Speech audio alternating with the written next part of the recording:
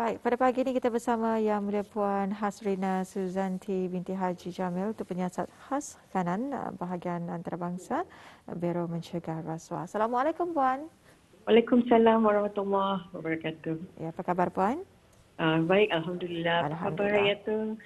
Ya, kami di sini Alhamdulillah. Jadi Puan, kita akan membincangkan mengenai kerjasama antara mencegah rasuah, ya. Segmen mencegah rasuah, kerjasama antarabangsa dalam membentas rasuah.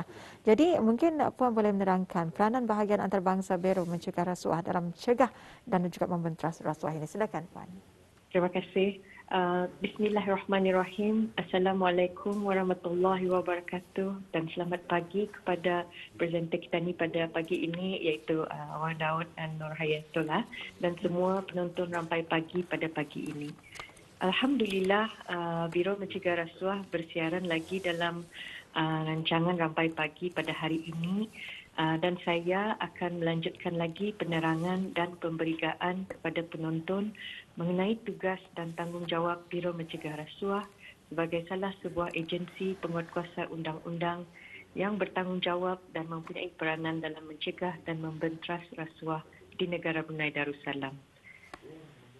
Pada siaran yang lalu, rakan setugas saya telah menerangkan secara terperinci mengenai fungsi Jabatan Biro Mencegah Rasuah dan strategi dalam memerangi rasuah di negara Brunei Darussalam. Penerangan mengenai strategi pencegahan dan pembentasan rasuah ini telah dibahagikan kepada dua strategi iaitu strategi pencegahan rasuah dan strategi penguatkuasaan undang-undang melalui operasi dan penyiasatan. Antara penerangan mengenai strategi pencegahan rasuah yang dilaksanakan oleh Biro Mencegah Rasuah iaitu melalui pembudayaan integriti dalam perkhidmatan awam dan swasta, pencegahan rasuah melalui usaha pendidikan iaitu penerapan nilai-nilai murni yang diterapkan ke dalam kurikulum kebangsaan iaitu di peringkat sekolah rendah, menengah dan institusi-institusi pengajian tinggi di negara Brunei Darussalam dengan kerjasama Kementerian Pendidikan serta mengajak dan mendidik masyarakat awam dalam sama-sama mencegah dan membendung perlakuan rasuah.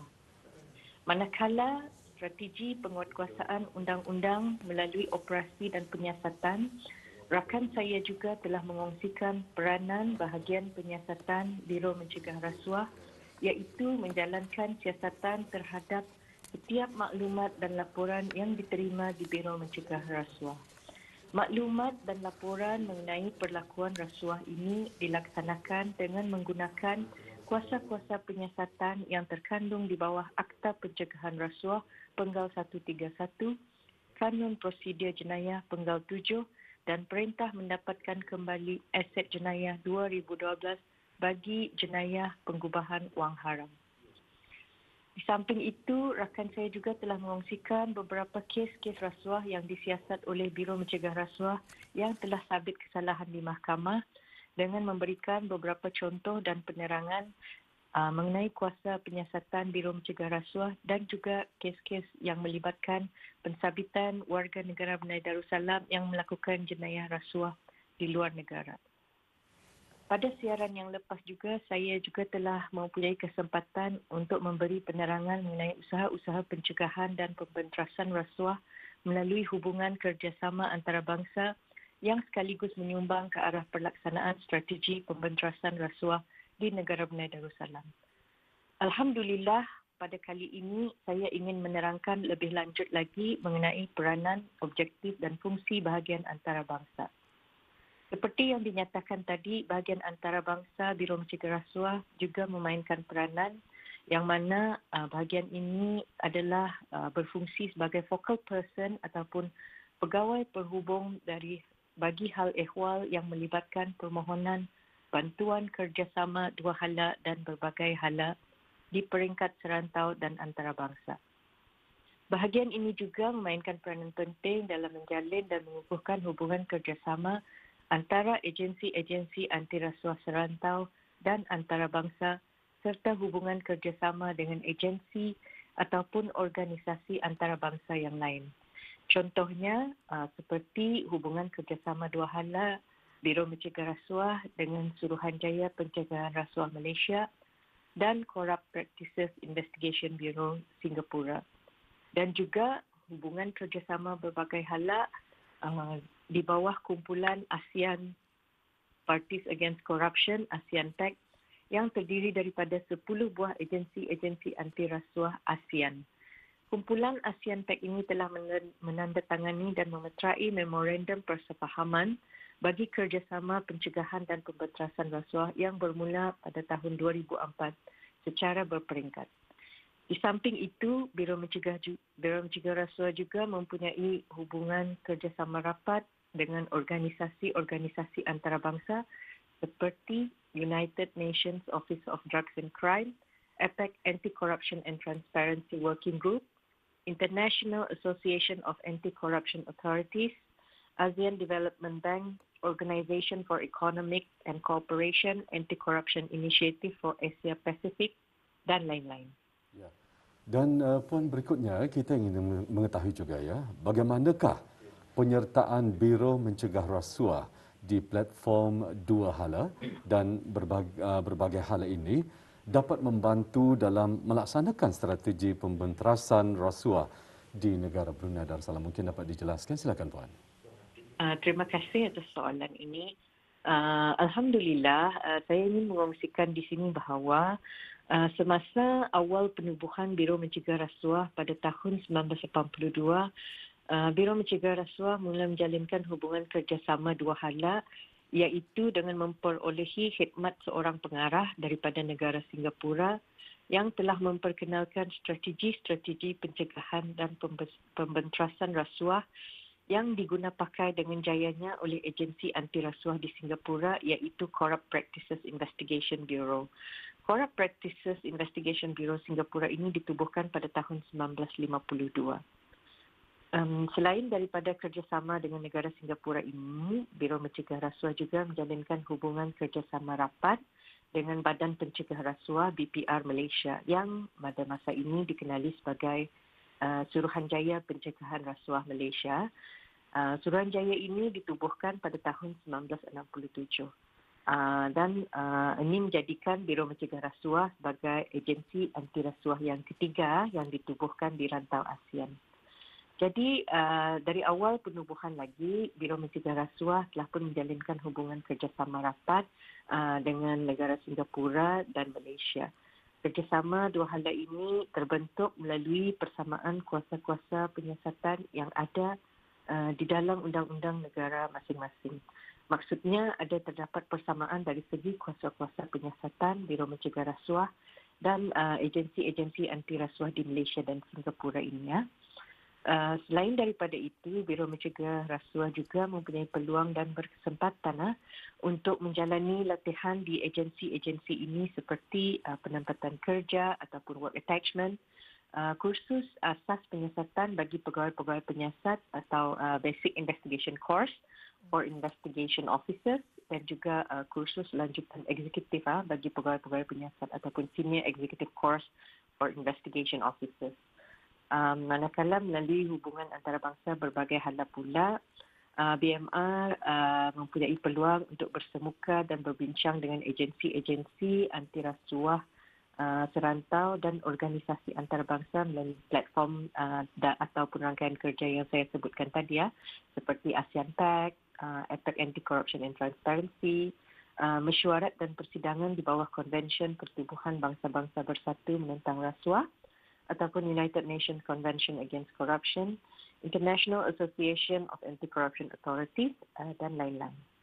Melalui penyertaan Biro Mencegah Rasuah di bawah rangkaian kerjasama dua hala dan berbagai hala ini, ianya dapat membantu jawatan kamiannya dalam melaksanakan strategi pembenterasan rasuah di negara Brunei Darussalam.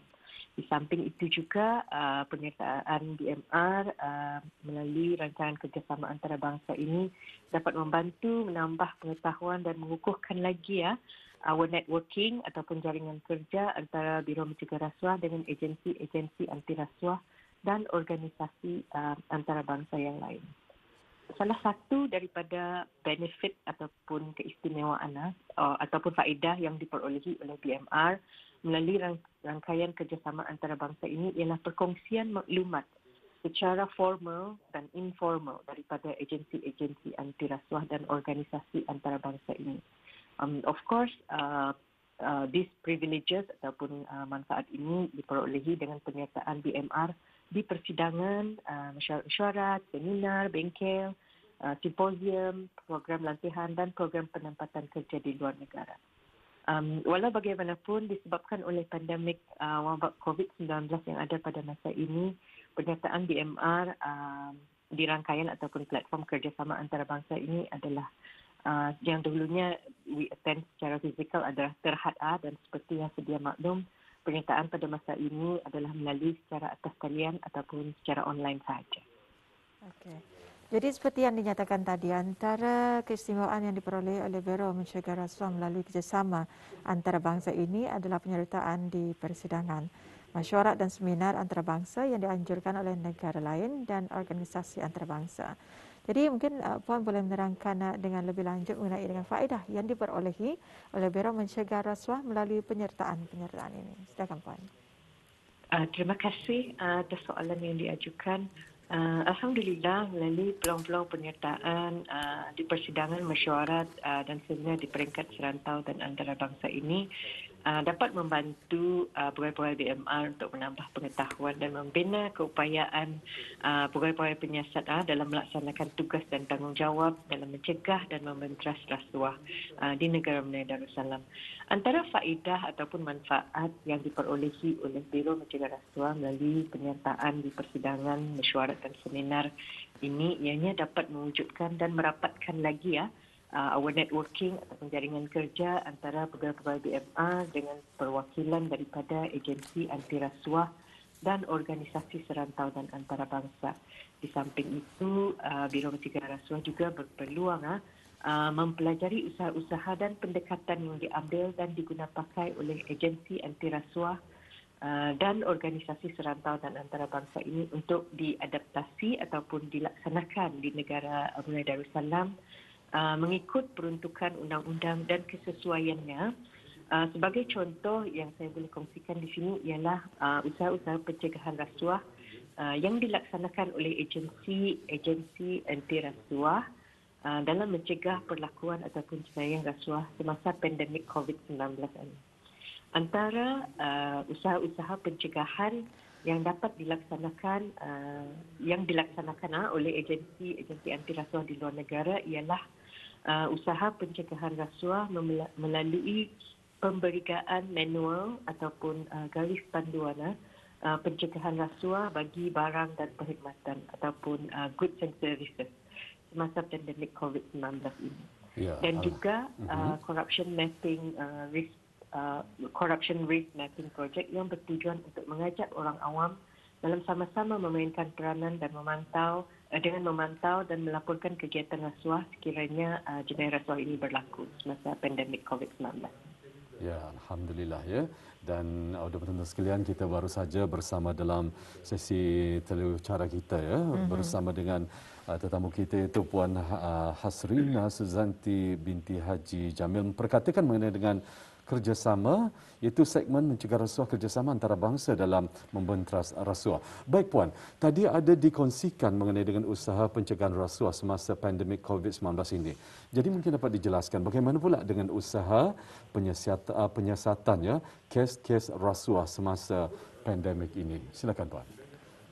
Terima kasih. Saya ingin mengongsikan di sini bahawa penyertaan Biro Mencegah Rasuah di persidangan, mesyuarat dan seminar di peringkat serantau dan antarabangsa ini juga termasuk perkongsian mengenai penyiasatan kes-kes rasuah semasa pandemik COVID-19 yang dialami oleh agensi-agensi anti rasuah luar negara serta maklumat mengenai case studies daripada organisasi-organisasi serantau dan antarabangsa. Jadi ini dapat menambah pengetahuan dan memberi nilai tambah ke atas kebolehan pegawai-pegawai penyiasat dalam menjalankan strategi penyiasatan rasuah, kes-kes rasuah. Saya ingin mengongsikan beberapa contoh kes-kes rasuah yang terjadi di luar negara semasa menghadapi cabaran pandemik COVID-19 ini. Antara kes senario yang dikongsikan oleh organisasi antarabangsa ialah kes-kes yang melibatkan permintaan rasuah oleh penguatkuasa undang-undang daripada orang awam yang ditahan semasa roadblock ataupun keluar melebihi waktu yang ditetapkan atau tempoh curfew, dan juga kegiatan jenayah rasuah di tempat pusat kuarantin COVID-19. Salah satu contoh yang dikongsikan mengenai perlakuan rasuah semasa pandemik COVID-19 di luar negara ini ialah kejadian orang awam yang tiba di negara tersebut yang dikehendaki menjalani kuarantin selama 14 hari sehingga ujian tes COVID-19 selesai dijalankan. Dalam kes ini terdapat pihak yang mengambil kesempatan dengan meminta wang kepada orang awam yang ditahan di pusat kuarantin ini, dan jika tidak diberi wang berkenaan, orang awam ini tidak akan dibenarkan keluar dari pusat kuarantin berkenaan walaupun mereka ini disahkan tidak mempunyai jangkitan COVID-19.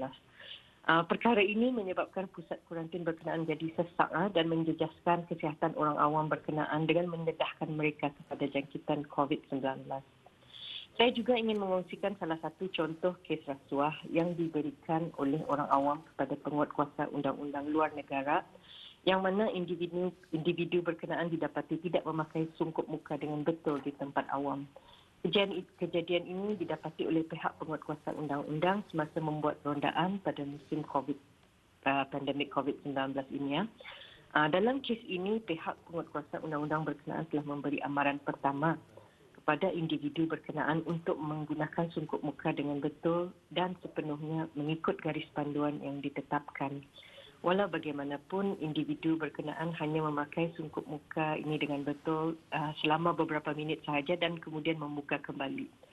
Menyedari akan hal ini, individu berkenaan telah pun ditanyakan beberapa soalan oleh pegawai penguatkuasa undang-undang berkenaan, dan individu ini seterusnya mengeluarkan sejumlah wang iaitu berjumlah RM50 dan cuba memberikannya kepada pihak penguatkuasa undang-undang berkenaan. Individu berkenaan didakwa dan dihadapkan di mahkamah dan dijatuhkan hukuman 4 minggu penjara. Saya juga ingin mengongsikan mengenai kes siasatan yang dijalankan oleh agensi anti rasuah serantau yang melibatkan penyelewengan wang peruntukan bagi bantuan COVID-19 berjumlah lebih daripada RM600,000. Wang ini diperuntukkan oleh kerajaan untuk membantu orang-orang yang kurang berkeupayaan semasa menghadapi krisis pandemik ini.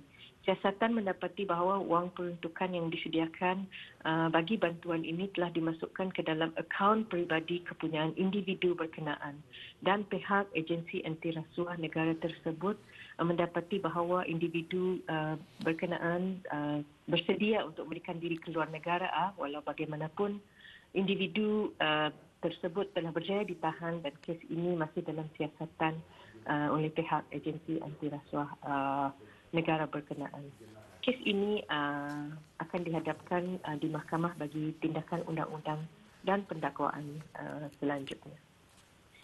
Selain daripada itu, saya juga ingin mengongsikan mengenai kes yang melibatkan pembelian COVID testing kit yang mana ada di sebuah negara serantau terdapat beberapa syarikat pembekal membuat penipuan dengan bersubhat untuk memanipulasi harga testing kit tersebut. Siasatan mendapati bahawa syarikat berkenaan telah menaikkan harga testing kit berkenaan sebanyak 3 kali ganda daripada harga biasa. Siasatan juga mendapati bahawa terdapat penglibatan daripada salah seorang pegawai daripada Pusat Kesihatan Negara berkenaan. Tertuduh kemudian dibawa ke mahkamah dan disabitkan kesalahan atas tuduhan penipuan dengan bersubhat dengan syarikat pembekal untuk memanipulasi harga testing kit berkenaan. Tertuduh juga dikenakan hukuman dengan denda dengan membayar balik jumlah harga testing kit berkenaan. Saya ingin menambah bahawa selain daripada penyiasatan kes-kes rasuah melalui perkongsian kes studies ini, Biro Mencegah Rasuah juga telah mengambil beberapa pendekatan tersendiri mengenai pelaksanaan tugas dan tanggungjawab semasa pandemik COVID-19 ini dengan berpandukan dan mematuhi guidelines yang ditetapkan oleh Kementerian Kesihatan seperti penggunaan teknologi maklumat bagi pendakwaan kes-kes rasuah, mengemas kini Standard Operating Procedure bagi membawa saksi dan tertuduh ke BMR, mahkamah dan juga penjara. mungkin di kesempatan yang lain saya akan mengungsikannya di siaran yang akan datang, insyaAllah. Ya. Jadi sebelum kita mengakhiri sesi pada pada pagi ini, adakah perkara lain yang ingin Puan sampaikan? Terima kasih Nur Hayatul. Sebelum mengakhiri sesi siaran saya pada pagi ini, saya ingin menyeru kepada orang ramai sekiranya mempunyai pengetahuan ataupun sebarang maklumat atau informasi mengenai perlakuan jenayah rasuah ini untuk tampil ke hadapan dan memberi maklumat ataupun informasi berkenaan kepada Biro Mencegah Rasuah di Ibu Pejabat Biro Mencegah Rasuah Bandar Seri Begawan ataupun cawangan BMR di Kuala Belait. Maklumat ataupun informasi ini boleh dihadapkan secara persendirian ataupun melalui telefon, SMS ataupun WhatsApp di talian 8721 002 ataupun 813 0002. Identiti pemberi maklumat atau pengadu adalah dirahsiakan dan dilindungi selaras dengan bab 30 Akta Pencegahan Rasuah Penggal 131. Itu saja yang dapat saya sampaikan pada pagi ini. Syukur Alhamdulillah ya. Terima kasih atas penjelasannya, cukup lengkap sekali ya. Alhamdulillah, itu merupakan sebagai info penting sebetulnya yang perlu kita ketahui dan kita kongsikan khususnya bersama dengan penonton kita di luar sana ya, Atul ya. Baik, pihak Rampai Pagi ingin mengucapkan jutaan terima kasih ya kepada Puan Puan Hasrina Suzanti sebetulnya, binti Haji Jamil, merupakan penyiasat khas kanan bahagian antarabangsa Biro Mencegah Rasuah, iaitu dengan topik ataupun tajuk perbincangan ataupun penjelasan yang telah pun dikongsikan kerjasama antarabangsa dalam membenteras rasuah. Sekali lagi kita ucapkan ribuan terima kasih kepada Puan. Assalamualaikum Puan. Waalaikumsalam warahmatullahi wabarakatuh. Terima kasih.